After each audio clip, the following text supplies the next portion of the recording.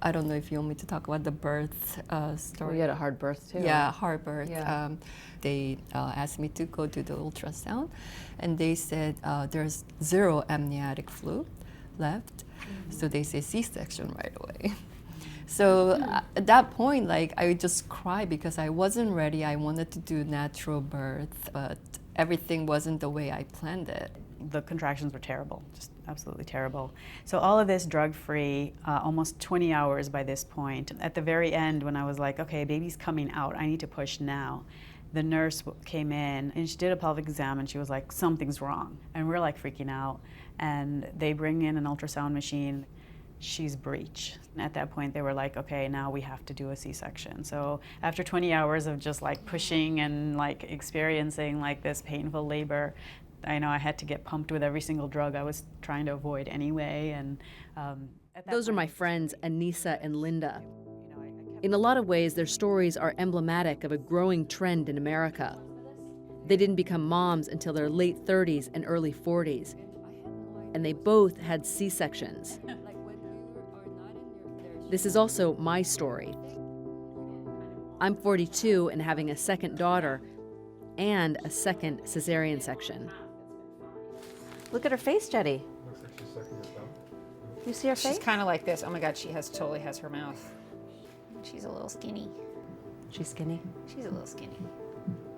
Even though we're so close, every time I come, I just have so much anxiety because Dr. Sticking has been with me for so long with through 3 miscarriages and I know, we've been through Jet.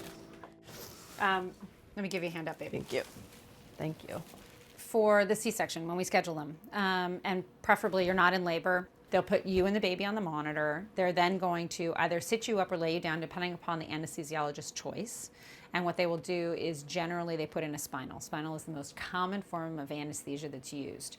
It's going to feel like a prick in your back and a lot of pressure. It is going to be uncomfortable. I'll feel it. I remember that. And what's most important is that you try to stay as still as possible. Can't believe we're doing this again. I know.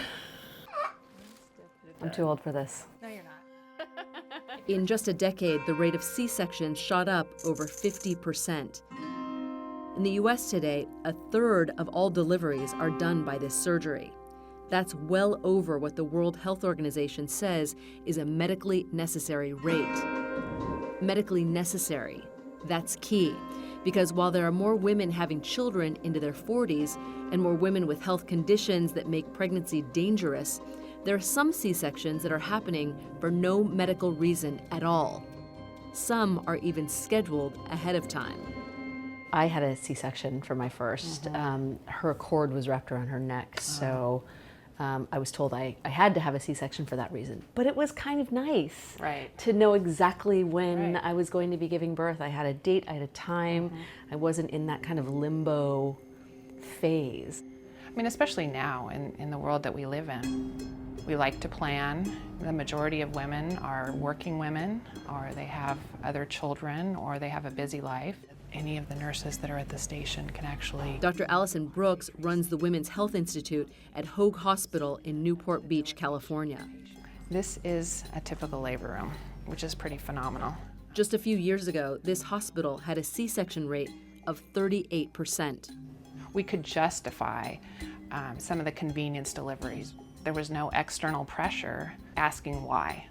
Why do we have a higher cesarean section rate? Do you get the sense that more affluent women are opting for C-sections? Education and income and age of the woman who's pregnant definitely play a role in their preferences for a scheduled or a planned delivery. Maternal and newborn care top the list for hospital expenditures in the US, and C-sections are on average 50% more expensive than vaginal births. They cost employers and taxpayers billions every year. So when it comes to cutting our nation's healthcare spending, the elective C-section has come under increased scrutiny. When I served as Secretary of Health and Human Services, we were trying to encourage hospitals to really eliminate elective C-sections when it's done for the convenience of the patient or the doctor, no medical emergency. Elective C-sections, particularly before 39 weeks, can be enormously problematic.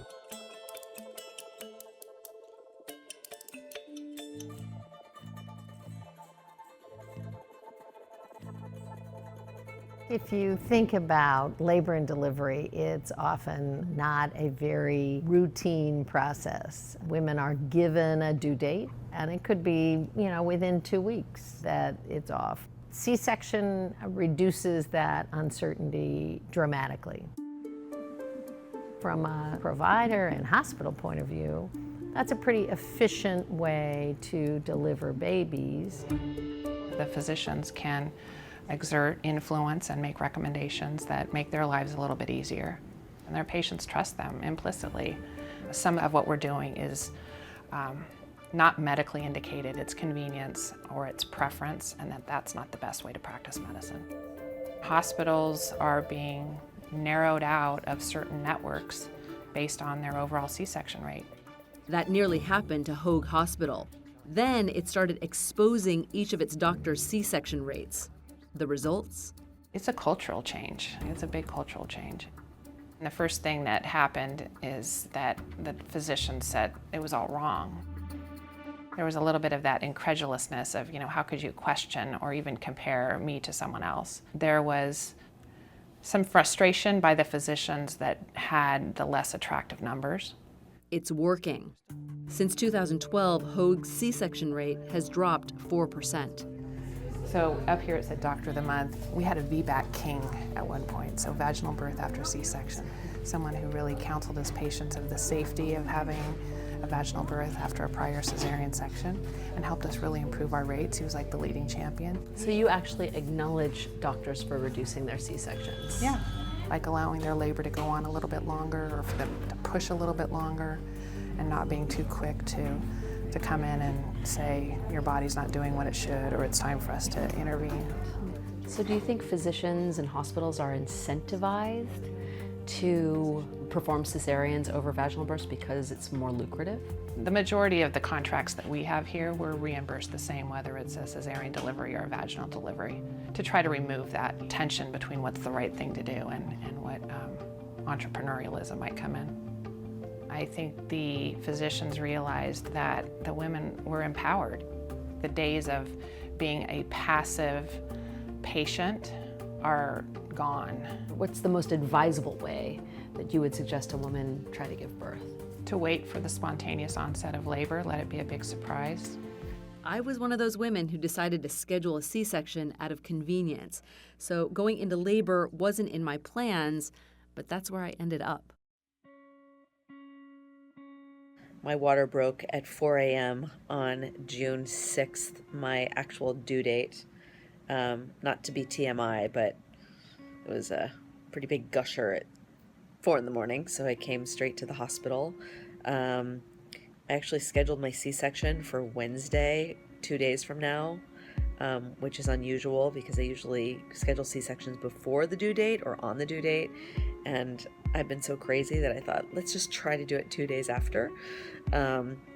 But this baby has a mind of her own and wants to come today. So having contractions about every 10 minutes and they don't feel good.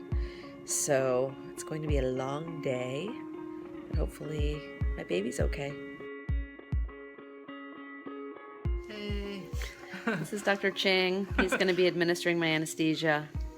It's kind of crazy. I'm in the ER and I'm going to be awake for this surgery, but not feel anything. It was very, very bizarre 3 years ago.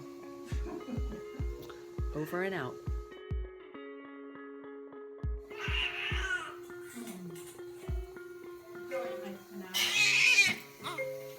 Just hold on.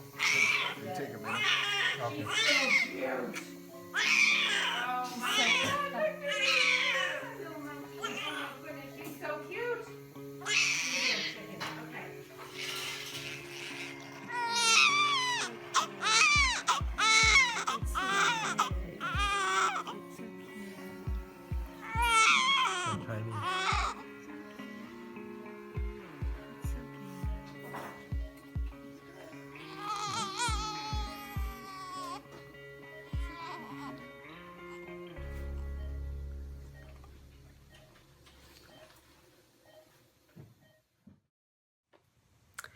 So it's been a couple months since I had the baby, and she is doing great. But I didn't record a video because I actually had a very difficult recovery from this second C-section. A couple weeks after getting home, I developed an infection. My husband, who's a doctor, suspects that I may have gotten it in the hospital, and I wasn't really aware of how rampant hospital infections are. I mean, I was shocked when I started Googling information about hospital infections. I was truly shocked. So this recovery was brutal. It took so much longer than my first C-section, and I have to say that I spent so much time talking to people about the benefits of a vaginal birth versus a C-section for this series, and yet I still went ahead and scheduled a C-section because I had had a good experience the first time and it was convenient for me. And in all honesty, I regret it. I went through a lot. It was really, really difficult, and I'm grateful that I'm okay now and my baby's okay, but it was not easy.